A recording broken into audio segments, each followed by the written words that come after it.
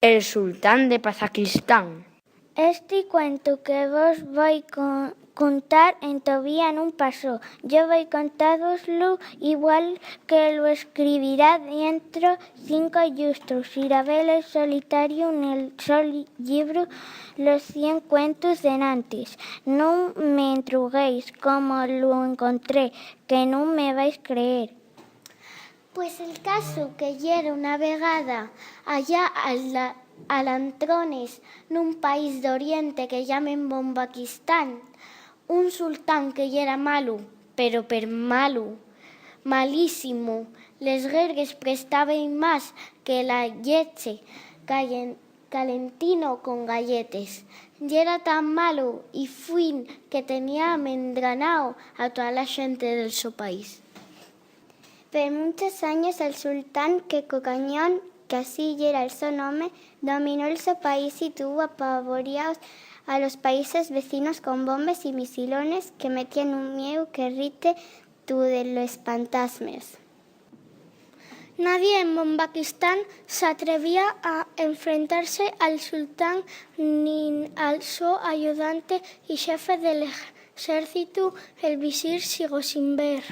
Nada más que miedo y bombas había en Bombaquistán. Había más de 20 años que no conocían la paz. Pero resulta que un día va el sultán Kekucañón y no se le ocurre mayor cosa que morir de un dolor de mueles, pasando el poder al su filho que dende entós iba a ser el sultán Tarán. El nuevo sultán estaba todo fartuco de las guerras que montara su papá, así que decidió cambiar del todo el país y la forma de gobernarlo. El muy buen sultán Tarán trajo la revolución. Como era un cabezón, transformó Bombaquistán. Lo primero que hizo Tarán fue cambiar el nombre al país, llamólo Kazajistán, y ya desde aquel día nada fue igual para la gente. A todos los militares y policías diéronse los flores y plantas a cambio de esos armas. La su misión era regalarles a la gente para que tuvieran contentos, aunque si atopaban a daquén faciendo daqué malo, tenían orden de ponerlos a estudiar 4 horas seguidas les normas de comportamiento.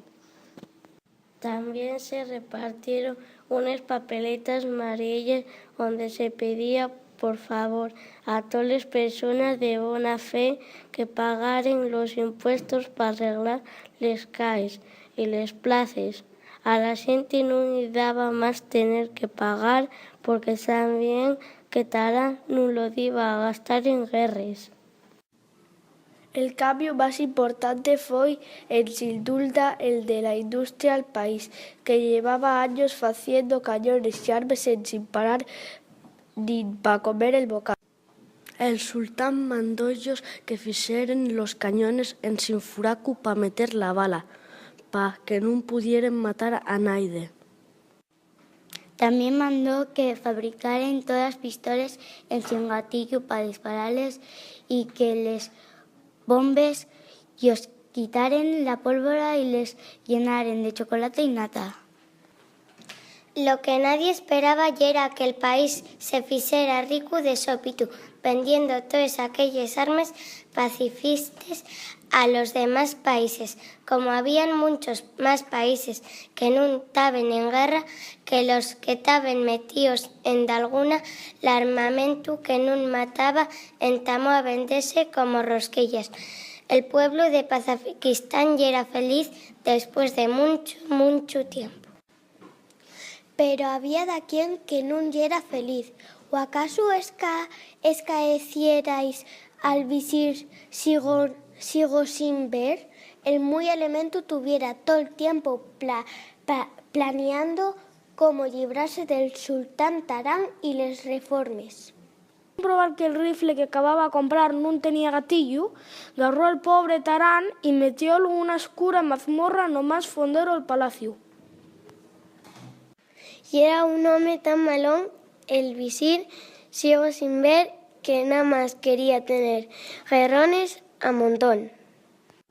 Lo que no se imaginaba el visir era que el pueblo, que ya conocía la paz, no quería vivir ninguna guerra más.